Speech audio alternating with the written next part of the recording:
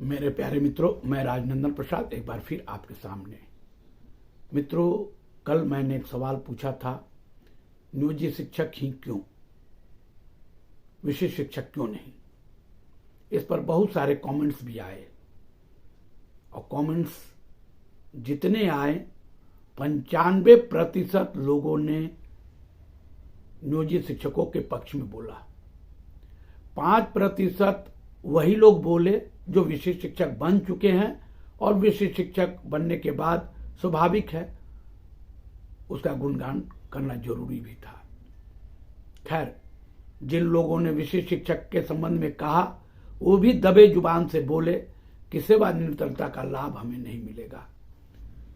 Court से हम लोग प्रयास करेंगे, देखते हैं कोर्ट दे पाती है या नहीं, लेकिन ये मामला निश्चित तौर पर विचाराधीन है, क्योंकि माननीय मंत्री महोदय ने जिस तरह हाउस में कहा और सवाल पूछने वाले जो माननीय सदस्य थे उन्होंने अपना सवाल वापस भी ले लिया, सिर्फ मंत्री महोदय के कहने से कि ऐसा कोई विचाराधीन नहीं है कि उनके सेवानिवृत्तता का लाभ दी जाए।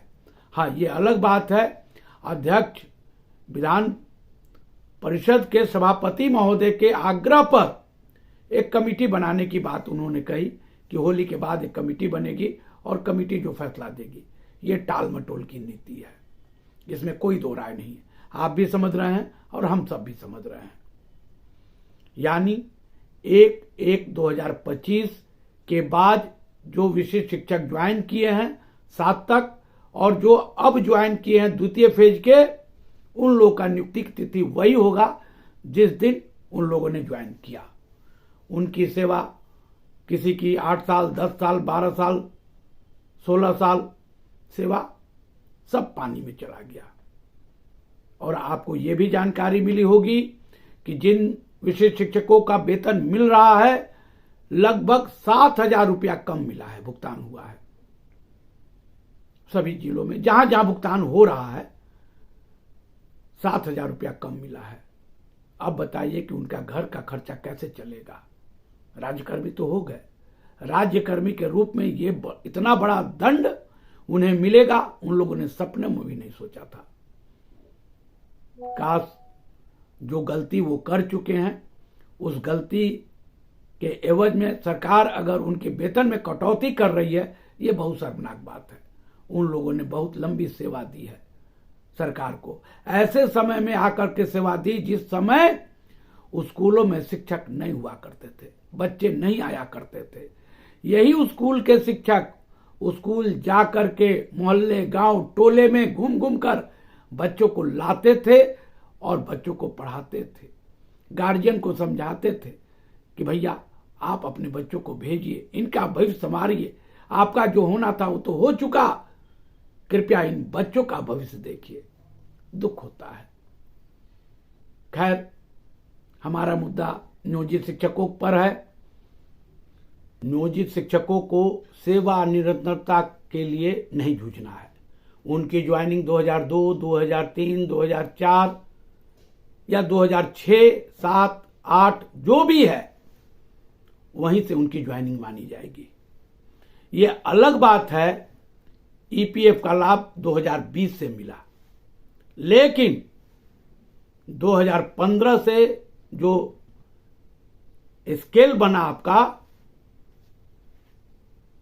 5200 से 20,200, 2000 grade pay, 2400 grade pay, 2800 grade pay, अब लड़ाई वहां चली गई है।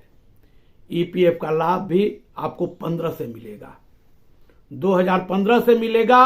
और सबसे अच्छी बात है कि अब तक 15,000 पर ईपीएफ का लाभ मिलता है, लेकिन अब केंद्र सरकार ने एक व्यापक बदलाव किया है कि आपको जो वेतन आज 50,000 मिल रहा है वो 50,000 पर ईपीएफ की कटौती होगी।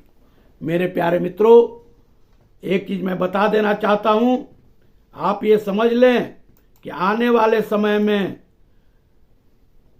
ईपीएफ से ज्यादा लाभ है एनपीएस के बनिस्पत। वैसे एनपीएस में भी शेयर मार्केट के उतार चढ़ाव पर से प्रभावित होता है, अब ईपीएफ में भी इक्विटी शेयर में फंड को लगाया जाएगा, वैसे फंड में लगाया जाएगा जिसका ग्रोथ अच्छा है। स्वाभाविक है कि आपका ईपीएफ में भी पैसों की बढ़ोतरी होगी। 8.25 जो मिनिमम रेट है उतना तो मिलेगा ही। देखिए यहां एक सुविधा है, एनपीएस और ईपीएफ में, एनपीएस में बाजार के उतार चढ़ाव से आप प्रभावित होइएगा, लेकिन ईपीएफ में मिनिमम 8.25 आपको मिलेगा ही। उसके अलावे जो इक्विटी में, जो शेयर में, जो मार्केट में पैसा लगाया जाएगा उसका भी लाभ आपको मिलेगा। मिनिमम 10 साल पर 7,500 रुपए की गारंटी है। भारत सरकार ने अब सुनिश्चित की है, आने वाले समय में ये 7.5 से 10, 12, 15 बढ़ेगा ही, क्योंकि केंद्र सरकार जिस तरह इनकम टैक्स के स्लैब में 5 लाख से सीधे 12 लाख ले गई, उसी तरह से सरकार की सोच और सरकार चाहती है कि जो लो मिडिल क्लास और मिडिल क्लास के लोग हैं उनको हम ज्यादा से ज्यादा फायदा कैसे दिलाएं। इसी फायदा दिलाने के लिए सरकार नित्य अपने कार्यक्रमों में व्यापक बदलाव करके नियोजित शिक्षकों को भी लाभ देने का मन बना रही है। एक सबसे बड़ी सूचना है कि अब ईपीएफ में एटीएम कार्ड जनरेट करके आपको मिल जाएगा। उस एटीएम कार्ड से आप अपनी आवश्यकता अनुसार जब चाहे, जहां से चाहे, किसी भी एटीएम में जाकर के आप पैसा निकाल सकते हैं। लिखा पढ़ी करने की कोई जरूरत नहीं, साइबर कैफे जाने की कोई जरूरत नहीं, किसी को मान मनोवल कराने की कोई जरूरत नहीं।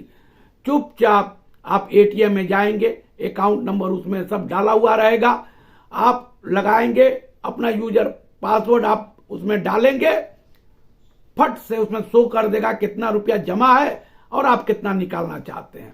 अपनी आवश्यकता के अनुसार पैसा निकाल सकते हैं। यह सबसे बड़ी सुविधा है। अब वास्तविक वेतन के आधार पर पीएफ योगदान की अनुमति मिलेगी। वास्तविक वेतन मतलब कि अगर आपको 50,000 मिल रहा है तो 50,000 पर कटौती की जाएगी। ईपीएफ फंड को इक्विटी में निवेश करने की नई संभावना है। पेंशन आवेदन प्रक्रिया को तेज और सरल बनाया जाएगा। ऑनलाइन सेवा को बेहतर बनाने के लिए तकनीकी सुधार की जाएगी और वित्त वर्ष 24-25 में 8.25 के दर से आपको इंटरेस्ट मिलेगा। यानी आपका पैसा इतनी गारंटी है कि इस हिसाब से बढ़ेगा ही बढ़ेगा। सेवानिवृत्तता का लाभ मांगने की जरूरत ही नहीं है। जो ज्वाइनिंग डेट है उस दिन से लेकर के आज तक है। कहने का मतलब है कि नियोजित शिक्षक बने रहने में सबसे ज्यादा फायदा है, सबसे ज्यादा फायदा है। और एक फायदा बार बार आप सोचिए, नियोजन इकाई, नियोजन इकाई में वही लोग हैं जिन्हें आप वर्षों से जानते हैं, पहचानते हैं। आपको किसी के सामने घिघियाने की जरूरत नहीं पड़ेगी। वे सभी आपके दुख दर्द के साथी हैं।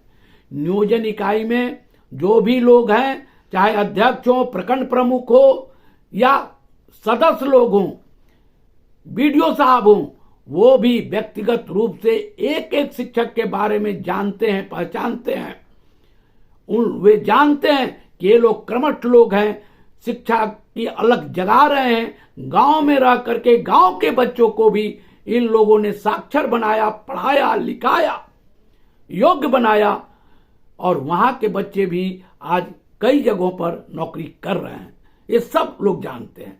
इसलिए नियोजित शिक्षकों के प्रति उन लोगों की हमदर्दी कल भी थी, आज भी है और आगे भी रहेगी। इसलिए मेरे मित्रों, नियोजित शिक्षक बने रहने में 100 फायदे हैं बनिस्पत की विशिष्ट शिक्षक।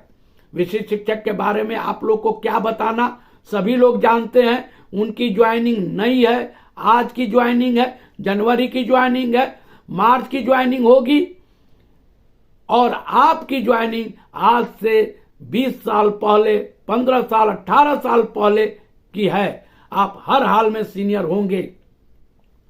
अभी जो वर्तमान में सीनियर जूनियर का जो खेल हो रहा है, इसको नजरअंदाज कीजिए। आने वाला वक्त आपका है। तनिक भी आप नहीं घबराएं, क्योंकि सरकार भी जान रही है कि जिनको भागना था वो भाग गए, अब जो बच गए वे शेर के बच्चे हैं, इसलिए उन्हें वो निश्चित हर वो चीज देंगे जिसके वो हकदार हैं। इसलिए प्यारे मित्रों, आप लोग तनी भी न घबराएं, हिम्मत रखें और नियोजित शिक्षक बने रहने का संकल्प लें, क्योंकि इसी संकल्प से आगे आपका भविष्य बनेगा। माननीय उच्च न्यायालय आपकी सभी केसेस, 500 से ज्यादा केसेस हैं, सभी केसेस पर एक के बाद लगातार आदेश आ रहा है जो आपके पक्ष में है। इसलिए अंततः सरकार झुकेगी ही और सारे के सारे आदेश पारित करेगी। मेरे प्यारे मित्रों, मैं राजनंदन प्रसाद एक बार फिर आपसे निवेदन करता हूं कि आप मेरे वीडियो को शेयर करें, सब्सक्राइब करें, लाइक करें। धन्यवाद, बहुत बहुत धन्यवाद। जय हिंद।